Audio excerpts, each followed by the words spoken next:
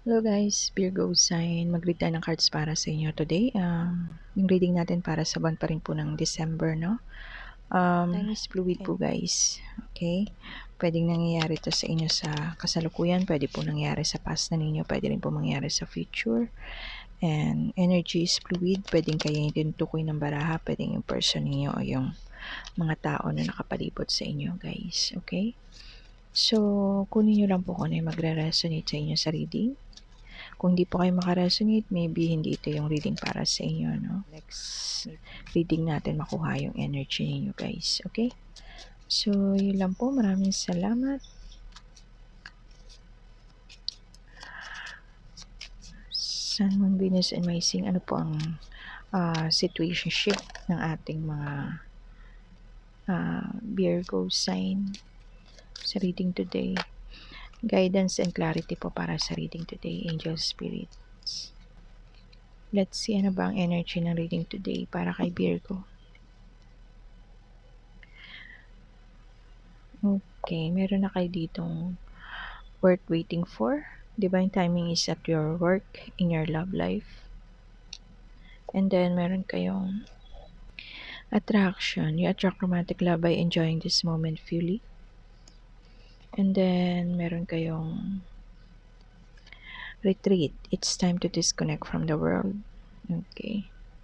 Someone na gustong mapag-isa. Someone na siguro nakita niya na yung kanyang hinahangad na person. Or pwedeng yung iba sa inyo is nagkaroon ng slight na paghihiwalay, no guys. And same attraction pa rin yung inyong nararamdaman ng person mo. Some of you nagkaroon ng slight na paghihiwalay, no? Parang gusto lang mapag-isa ng isa this time. Retreat. It's time to disconnect from the world. Maybe may sama ng loob, no guys, kaya hindi nakapag-usap. So, let's see ano ba ang nangyayari sa ating mga Virgo angel spirits.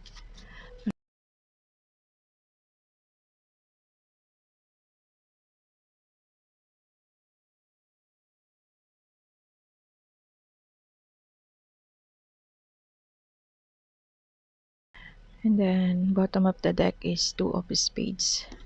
Okay, yun nga. Some of you nagkaroon ng paghihiwalay, yung iba sa inyo, no? Separation din po kasi ito. Okay?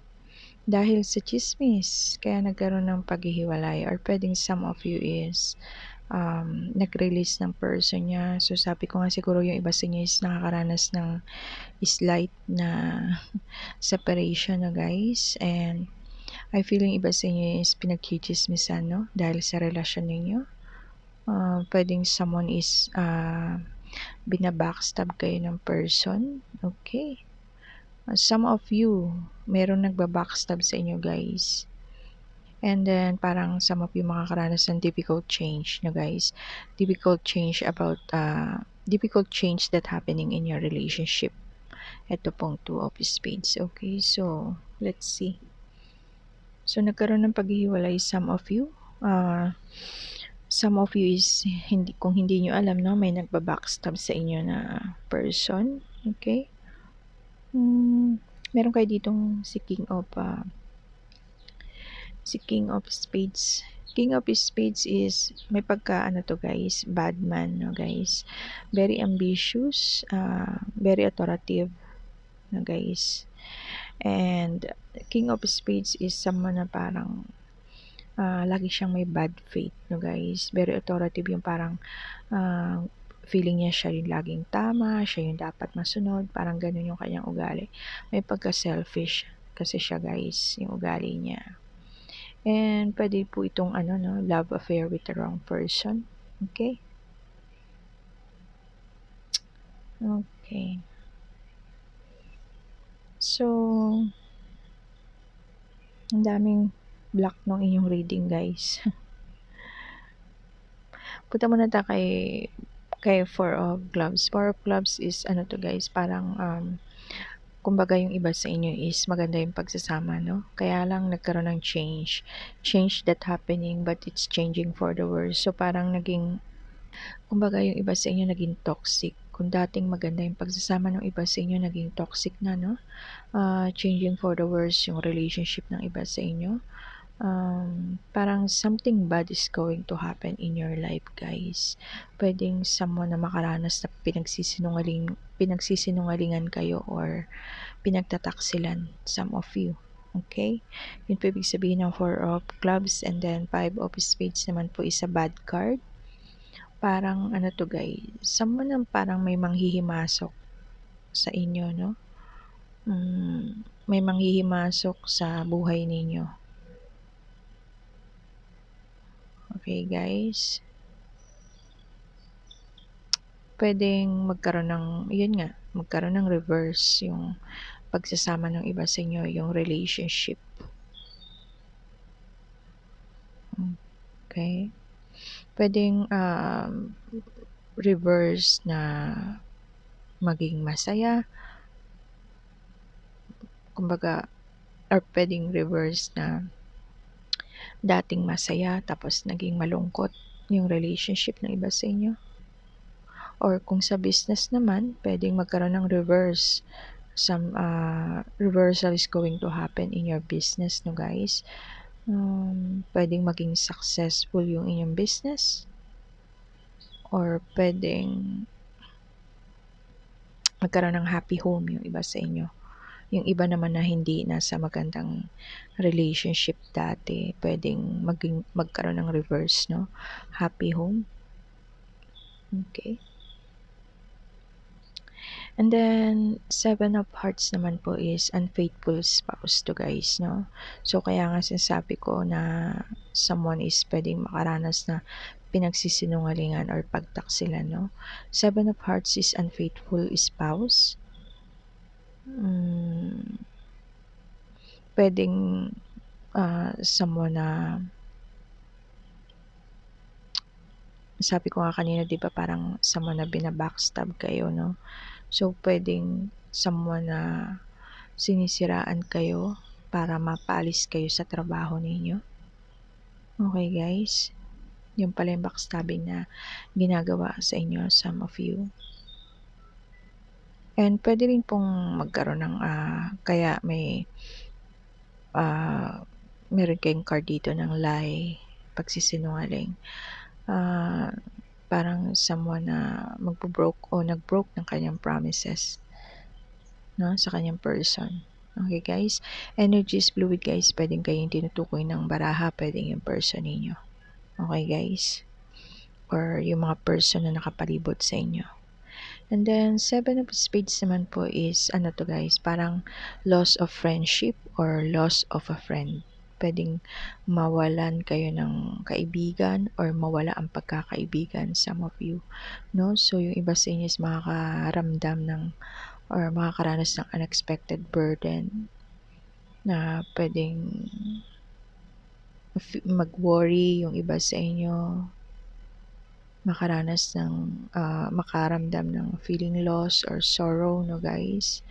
Sorrow, pwede kasing 7 of spades, pwedeng mawala yung pagkakaibigan or mawalan kayo ng kaibigan. Meaning yung parang mamatay, death, no, guys? Pwede pong ganon. Okay, guys? And then 5 of hearts nga po is about sa jealous to, guys. Jealous card po ito. Pwedeng kayo yung nagsiselos o pwedeng kayo yung pinagseselosan, no? And pwedeng some of you, no, may nagsiselos sa inyo sa trabaho regarding sa mga work positions, na, guys. Okay? And then 3 of hearts naman po is ano to, guys, parang cautions things that you might regret later, na, guys. Pwedeng some of you, no, baka sa sobrang dami ng sinasabi o salita ninyo, mas maganda pag-isipan nyo munang maigi bago ninyo bitawan yung salita na yon, na kasi pwedeng pagsisihan nyo sa huli. Okay, guys? So before you talk, pag-isipan nyo muna mabuti yung bibitawan yung salita. Okay? Kasi baka yun pa yung makapagpahamak, some of you, no, guys? Pwede kasing pagsisihan nyo later. Okay? And then meron kayong 10 of clubs. 10 of clubs is unexpected money to, guys, na biglang may darating sa inyong swerte, no guys. Good luck din po kasi ito, and maybe some of you is magta-travel.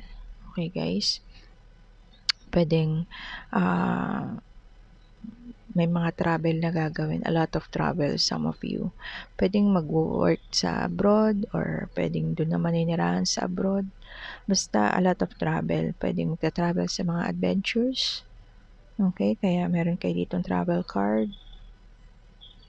Or pwedeng magta-travel dahil someone na gusto talaga niyang mapag-isa muna. No guys, or pwedeng yung person na yun is magta-travel dahil gusto niyang malayo dun sa person na yun. And parang sinasabi dito na parang divine timing na lang kung magkakabalikan pa ulit sila ng person na yun. Okay guys, so yun lang yung aking nakita sa inyong cards, no?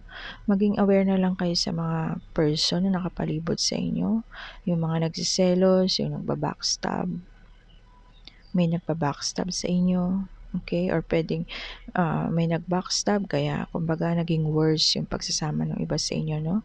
Kumbaga dating maganda yung pagsasama, and then naging change for the worse ang nangyari. Kaya nagkaroon ng separate ways. Okay, so naghiwalay na pala yung iba, some of you. Nag-focus na lang siya sa sarili niya, no?